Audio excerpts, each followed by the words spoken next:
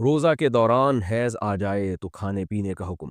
اگر رمضان کے روزے کے دوران حیض آ جائے تو روزہ ٹوٹ جاتا ہے، لیکن کیا کھانا پینا جائز ہے یا پورا دن روزے داروں کی طرح رہنا ہوگا؟ ہمارے ہاں یہ بات مشہور ہے کہ اگر زوال کے وقت سے پہلے حیض آ جائے تو کھانا پینا جائز ہے، اور اگر زوال کے بعد حیض آ جائے تو جائز نہیں۔ اس بارے میں رہنمائی فرمائے عائشہ مقصود کراچی سے۔ روزہ رکھا اور حیض آ گیا تو روزہ ٹوٹ گیا، لہذا کھانا پینا جائز ہے، چاہے زوال سے پہلے ہو یا زوال کے بعد۔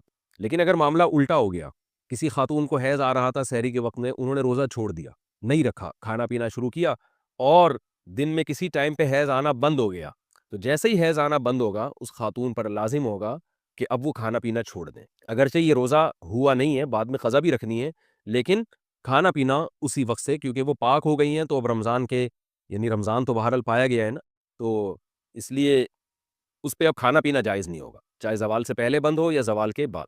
تو مسئلہ خوب سمجھ میں آ گیا ہوگا میرا خیال ہے انشاءاللہ، کہ اگر حیض آنا شروع ہو جائے تو کھا پی سکتے ہیں، روزہ ٹوٹ گیا۔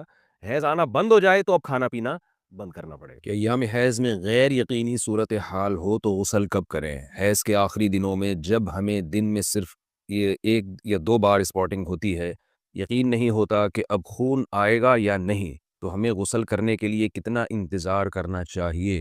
نیز اگر ہم نے انتظار کیا اور بلیڈنگ نہ ہوئی تو کیا ان نمازوں کی قضا کرنی ہوگی؟ یہ سوال اگرچہ حیا کے خلاف ہے، لیکن بہت زیادہ پوچھا جاتا ہے اور خواتین بہت پریشان ہوتی ہے۔ دیکھیے، جب کم سے کم حیض کی مدت 3 دن ہے، 3 دن کے بعد کسی خاتون کو جب حیض آنا رک جائے تو خواتین کو اپنی عادت کا علم ہوتا ہے، اگر غالب گمان ہو کہ اب دوبارہ بلڈ نہیں آئے گا، حتیٰ کہ اسپاٹنگ بھی نہیں ہوگی، غالب گمان قریب با یقین ہو، تو ان پر لازم ہے کہ وہ غسل کریں اور نماز شروع کر دیں۔ لیکن اس کے بعد اگر 10 دن کے اندر اندر دوبارہ ذرا سی بھی بلیڈنگ ہو گئی، ذرا سی بھی، تو اس کا مطلب یہ تھا کہ وہ جو نماز پڑھی تھی وہ ناپاکی کی حالت میں پڑھی تھی، لہذا وہ نمازیں لوٹانے کی تو ضرورت نہیں ہے، کیونکہ وہ نماز ہوئی نہیں سرے سے۔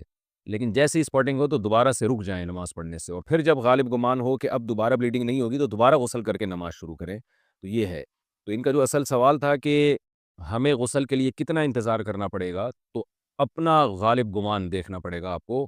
جب غالب گمان ہو جائے کہ اب بلیڈنگ بالکل بھی نہیں ہوگی تو آپ پر لازم ہے کہ آپ غسل کریں اور نماز پڑھیں، اور اگر اس کے بعد یعنی غالب گمان نہیں ہے یہ، بلکہ ایک تردد ہے کہ شاید ہو شاید نہ ہو، تو پھر غسل کرنا لازم نہیں ہے، کیونکہ الیقین لا یزول بالشک، یقینی چیز تھی حیض کا ہونا، اس کا ختم ہونے کا جب تک یقین نہیں ہوگا تو غسل نہیں کیا جائے گا۔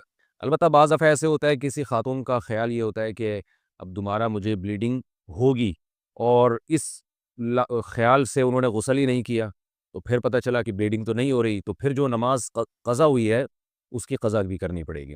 خواتین کو اس کا بہت خیال کرنا چاہیے کہ جب ایام ہوں ان کے مینسز کے تو وہ نماز کی بہت زیادہ حفاظت کریں۔ قرآن مجید میں اللہ تعالیٰ کے ارشاد ہے حافظوا علی الصلوات، نمازوں کی حفاظت کرو، محافظت۔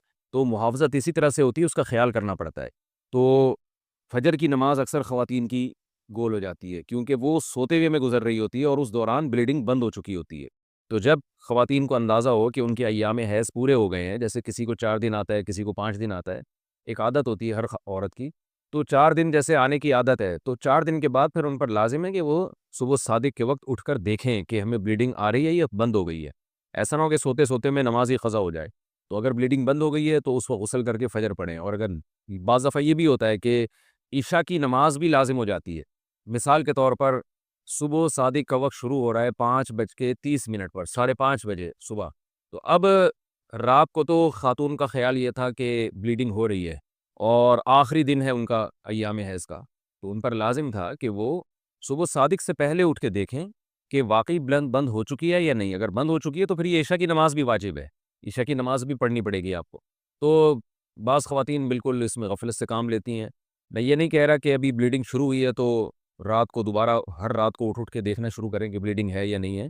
تو جو عادت ہے اس کو تو گزرنے دیں، 3 یا 4 دن کی کسی کو عادت ہے، کسی کو 5 دن کی عادت ہے، لیکن جس دن یہ احتمال شروع ہو جائے کہ اب بلیڈنگ رک سکتی ہے تو اس دن عشاء کی نماز اور فجر کی نماز میں خاص طور پر خیال کریں، کیونکہ یہ 2 نمازیں سوتے میں گزر جاتی ہیں۔ آسک مفتی طارق مسعود۔ والد کا بیٹے کی بیوی کو طلاق معلق دینا، عجیب اسٹائل میں طلاق دلوائیے، اللہ بچائے۔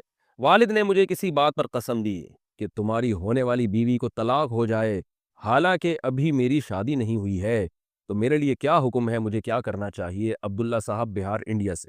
جو عورت آپ کی بیوی بنی نہیں ہے، تو اصولی طور پر مسئلہ یہ ہے کہ اجنبی عورت کو طلاق نہیں ہوتی۔ اگر کوئی شخص یہ کہتا ہے کہ فلاں کو طلاق، یا فلاں وہ عورت میری بیوی ہے اور اس کو طلاق، حالانکہ وہ اس کی بیوی نہیں ہے، تو طلاق نہیں ہوگی، نکاح کر کے زندگی گزاریں، کیونکہ جب ایک عورت آپ کی بیوی بنی نہیں ہے تو وہ طلاق کا محل ہی نہیں ہے۔ لیکن اگر کسی عورت کی طلاق کو معلق کر دیا نکاح کے ساتھ، نکاح کے ساتھ کا مطلب یہ ہے کہ یوں کہا کہ اگر میں نے فلاں خاتون سے شادی کی تو پھر اس عورت کو طلاق، تو پھر شادی کرتے ہی طلاق واقع ہو جائے گی۔ ایک تو ہوتا ہے نا ویسے ہی کسی اجنبی کو 10 دفعہ بھی کوئی طلاقیں دے دے، تو یہ بات تو مصنف ابن ابی شیبہ، مصنف عبدالرزاق میں بہت سارے صحابہ تابعین کے فتاوی ہے کہ اجنبی عورت کو طلاق نہیں ہوتی۔ تو اس سے مراد یہی ہے کہ اجنبی کو بیٹھے بیٹھے کہتے تمہیں طلاق ہے، تو کچھ بھی نہیں ہوگا، جب چاہے شادی کر لے اس سے۔